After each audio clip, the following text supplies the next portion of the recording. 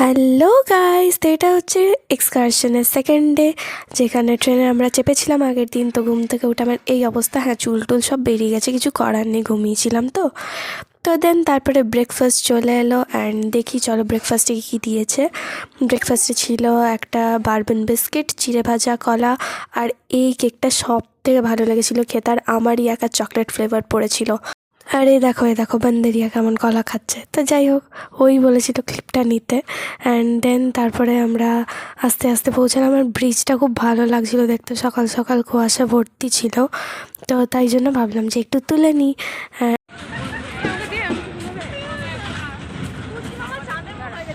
আমাদের ট্রেনটা চলে গেল।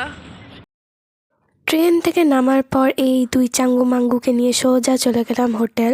আর এখানে আমি ওদেরকে বলছি যে মানে রিভিল করলাম এখানেই যে আমার ইউটিউব আছে অ্যান্ড আমি ভিডিওস দিই। তো ওখানে ওরা বললো যে ঠিক আছে, কোনো ব্যাপার নয়, আমাদেরকেও নিয়ে নিস।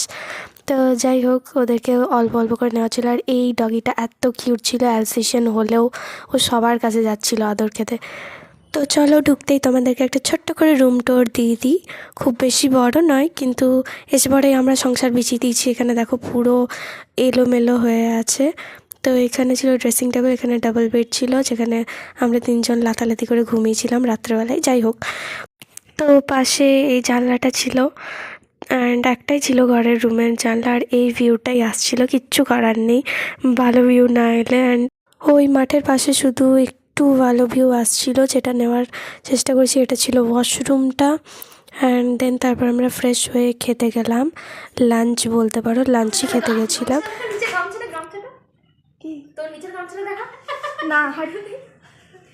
মুস্কান টাকা আরে ফটো তুলিনি, চাচুর মতো দাঁড়িয়েছে। লাগা লাগা লাগা সजना है मुझे বাবা। তুই যা স্নান করতে। তো এখানে আমাদের সাজুগুজু কমপ্লিট হয়ে গেল। আমার আউটফিটটা কেমন লাগছে জানিও। এটা ফুল নয়, কমপ্লিটলি আমি চুলটা খুলতাম, তো তাও খুলেও দেখিয়ে দিলাম। অ্যান্ড ওদেরকে বললাম যে তোরা প্লিজ আয় আমার সাথে, তো তাই ওদেরকে ডাকছিলাম। অ্যান্ড ঘরের অবস্থা এই ছিল। তারপর আমরা একটু ফটো তুলেছিলাম, যেগুলো আমি ইনস্টাগ্রামে দিয়ে দিয়েছি, তোমরা চেক আউট করে নিও।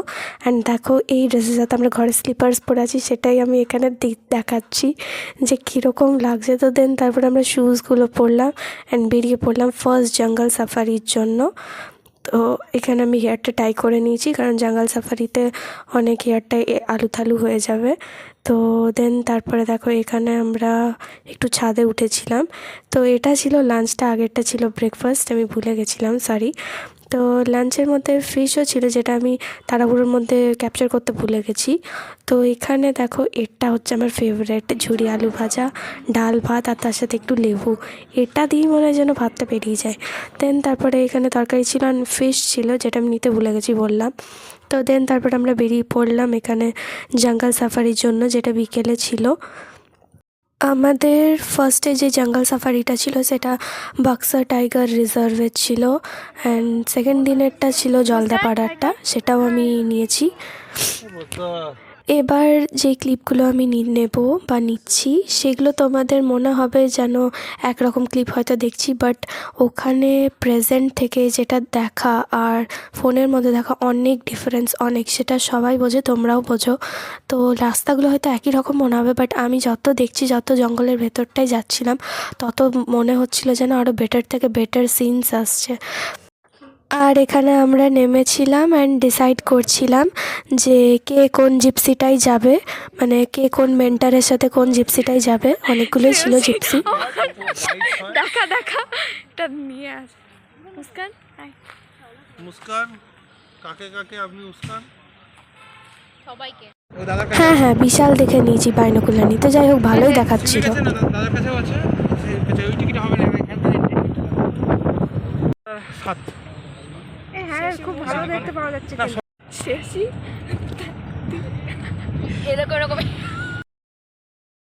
তো ফার্স্ট দিনে যে সাফারিটা, ওটা আমরা স্যারের সাথে করেছিলাম। তো স্যার ছিলেন ভীষণ কোঅপারেটিভ। স্যার নিজের বাইনোকুলারটা আমাদেরকে দিয়ে দিয়েছিলেন দেখার জন্য, কারণ স্যারের কাছে ডিএসএলআর ছিল, ওটা দিয়ে স্যার পিক তুলছিলেন। অ্যান্ড এখানে ছিল আমাদের ট্যুর গাইড দাদাও খুব ভালো গাইড করেছিলেন। রেলগাড়ি চুক চুক চুক।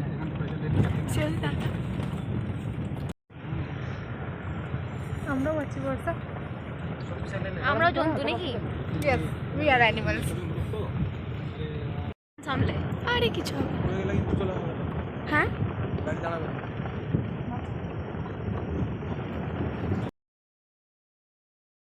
কিছু না, জাস্ট আগের ক্লিপটাই স্যার আমাকে বলছিলেন যে এই পড়ে গেল করে ভয় দেখাচ্ছিলেন ফোনটা তো এমনিতেও ট্রাইপডেই ছিল, তো হাতের থেকে বেশি আমি ট্রাইপডকে বিশ্বাস করি, কারণ ওটাতে অনেক টাইটলি আটকে থাকে, তো পড়ার কোনো চান্স নেই, স্টিল মজা করার জন্য হয়তো। তো দেন দেখো এখানে কত অর্কিডস, এগুলো আমি সব ক্যাপচার করার চেষ্টা করছি, বাট গাড়িটা এত নড়ছিল যে কিচ্ছু বোঝা যাচ্ছে না। মানে লিটারালি আমি এডিট করার টাইমে বুঝতে পারছি যে সামনে দেখা আর ফোনে দেখা কতটা ডিফারেন্স। তো এখানে অর্কিডসগুলোতে কিচ্ছু বোঝা যাচ্ছে না, বাট প্রত্যেকটা গাছে অর্কিড ছিল, প্রত্যেকটা গাছে। তো যারা এসছো আগে তারা জেনেই থাকবে, আর যারা আসোনি তারা প্লিজ আসবে। নিজের দেখা আর ফোনে দেখা অনেক ডিফারেন্স।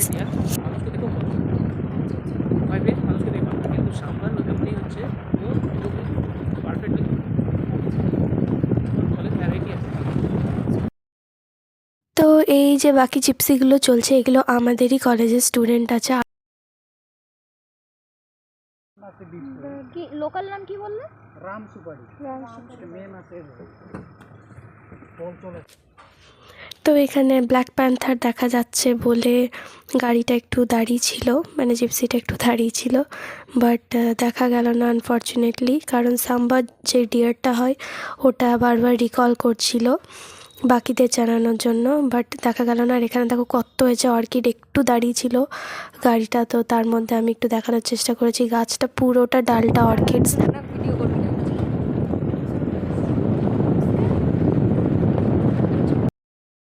তো দেন যেতে যেতে দেখো এই রাস্তাটায় এত হাওয়া দিচ্ছিল, ক্যামেরাটা ঘোরালে মানে আমাদের মুখ দেখলে তোমরা বুঝে যাবে যে এত হাওয়া দিচ্ছিল।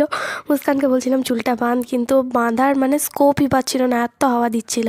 তো যাই হোক, ঘরে এসে আমাদের চুল বাঁধা ছিল স্টিল, মানে ডাব কাকের বাসা হয়ে গেছিলো একদম। তো এখানে দেখো এত মজা হয়েছিল আমাদের তিনজনের। এটা আমাদের লাস্ট এক্সকারশন ছিল লাস্ট ইয়ারের। আর এখানে গাড়িটা দাঁড়িয়ে ছিল আর একটা ছোট্ট নালা বইছিল, তো ভাবলাম যে তুলে নিই। অ্যান্ড দেখো কত সুন্দর লাগছে দেখতে, বাট এখানে জিপসি থেকে নামার পারমিশন ছিল না। কোনো জিপসি থেকেই নামার পারমিশন থাকে না, সেটা সবাই জানে। তো দেখো এখানে ওয়াচ টাওয়ারটায় আমরা আস্তে আস্তে গেলাম, অ্যান্ড রাস্তায় আমরা ময়ূর দেখতে পেয়েছিলাম। তো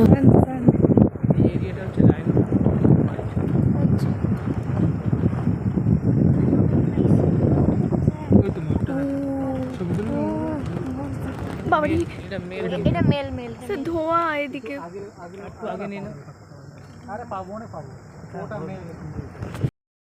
বাঁদিকে ছিল ময়ূর আর ডান দিকে যে স্পটটা দেখাচ্ছিলাম ওটা ছিল হচ্ছে রাইনো পয়েন্ট। একটু পরই তোমরা দেখতে পাবে যে স্যার দেখাচ্ছিলেন ওখানে কত আগে রাইনো থাকতো, বাট এখন কিচ্ছু নেই বলতে এক দুটো হয়তো আছে, আমরা দেখা পাইনি। এটা হচ্ছে সেই রাইনো পয়েন্টটা যেটার কথা আমি বলছিলাম।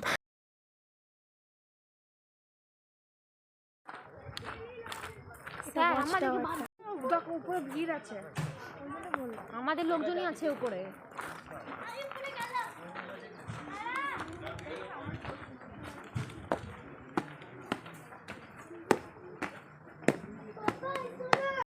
সাম্বার আর জানি না, এই দুটোই আমরা ওই দুটোই ভাই, আর কিছু কি দেখতে পাবো না।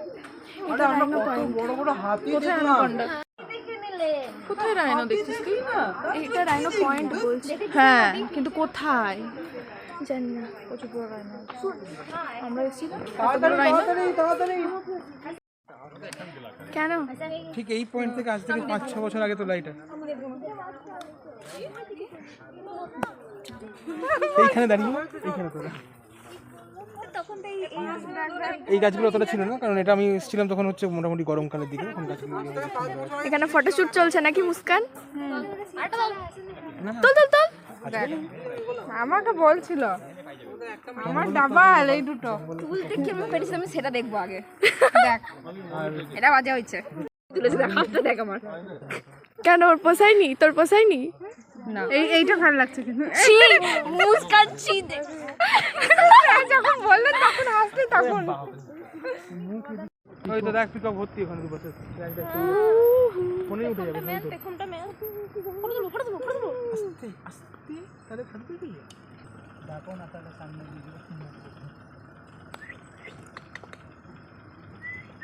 ভিডিও করে নি আমি। ওটাই পাখা মেলছে নাকি একটু একটু। না না হাঁটবার সময় উঁচু করতে হয় না ওটা উঁচু করতে হয়।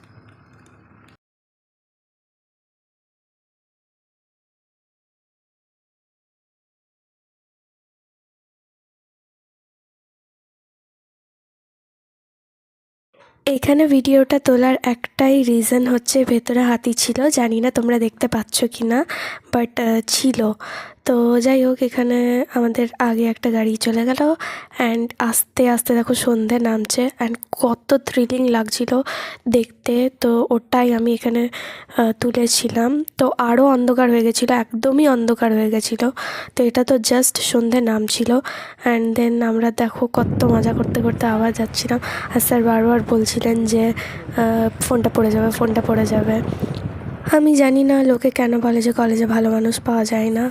আমি তো বলবো এরকম যদি ডিপার্টমেন্টাল প্রফেসর হয় তাহলে আর ভালো মানুষের জীবনের দরকার নেই। তো স্যার ভীষণই ফ্রেন্ডলি, মানে স্যারকে দেখে ওরকম স্ট্রিক্ট লাগে বাট একদমই নয় ওরকম কিছু। তো এখানে আবার আমরা দাঁড়িয়েছিলাম ব্ল্যাক প্যান্থার দেখার জন্য। তো বাট দেখতে পাইনি, এত এরা আওয়াজ করছিল। অ্যান্ড দেন দেখো কতটা অন্ধকার নেমে এসছে। তো অন্ধকারে বেশি দেখা যাবে না বলে বেশি ক্লিপ আমি নিইনি। আর ক্লিপ নিলেও কি জঙ্গলের মধ্যে তো সব একই বোঝা যাচ্ছে, আমি যতটুকু বুঝতে পারলাম এডিট করার সময়। তারপরে আমরা হোটেল এলাম অ্যান্ড এখানে তো জলখাবারে ছিল হচ্ছে ভেজিটেবল চপ আর আমি কফিও নিয়েছিলাম। তারপরে ভীষণ ঠান্ডা লাগছিল, তাই জন্য চপটা পেঁয়াজ রসুন ছাড়া হলেও সুন্দর ছিল খেতে। তো যাই হোক, আমি মনে হয় আর একটা নিয়েছিলাম। তো এখানে দেখো আমরা তারপরে ফ্রেশ হয়ে রুমে বসেছিলাম আর ভাবলাম যে একটা প্র্যাঙ্ক করি, ছোট্ট করে মুস্কানের সাথে ওর ফোনটা লুকিয়ে দিয়েছিলাম।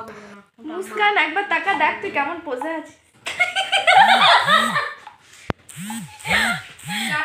কেন মারছিস? আর আসবি না, তুই তো বললি আসবো না। তোরা বললি খাটের নিচে লুকিয়ে দিচ্ছিস। কোথায় বললাম রে?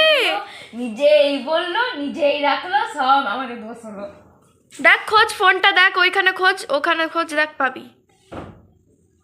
ভালো করে খোঁজ। হ্যাঁ, যদি তুই যদি ট্রেকিং করতে সরি সাফারিতে গিয়ে যদি ওখানে ফেলে আসিস তাহলে আমি জানি।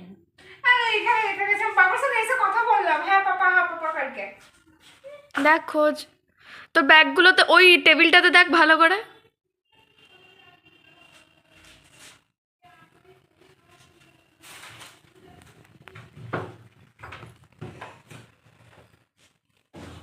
বর্ষা কি হলো? ফোন দে।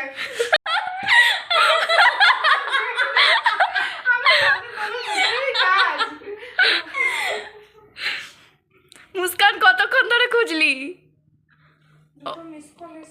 ও মনে হয় 30 মিনিট ধরে খুঁজেছে। তো এখানে ডিনারে ছিল স্যালাড, রুটিগুলো এত তুলোর মতো নরম ছিল, মানে বলার নেই। মানে এতটাই নরম ছিল, আমাকে বলতেই হবে যে হ্যাঁ ছিল, এর হলো রুটি। তো যাই হোক, তারপরে ছিল বাঁধাকপির তরকারি, ভেন্ডি আলু ভাজা অ্যান্ড চিকেন ছিল, যেটা আবার আমি তুলতে ভুলে গেছি।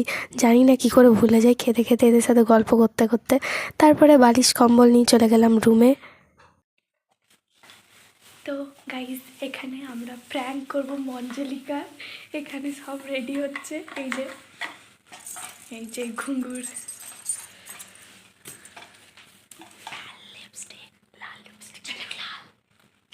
এই হচ্ছে আমার অবস্থা এখন, পায়ে ঘুঙ্গুর। তো চলো, হয়ে গেছে আমাদের প্র্যাঙ্ক অ্যান্ড কাল সকালে উঠে রিয়াকশান দেখবো। একটু ভিডিও তোলা হয়নি কারণ অন্ধকার ছিল।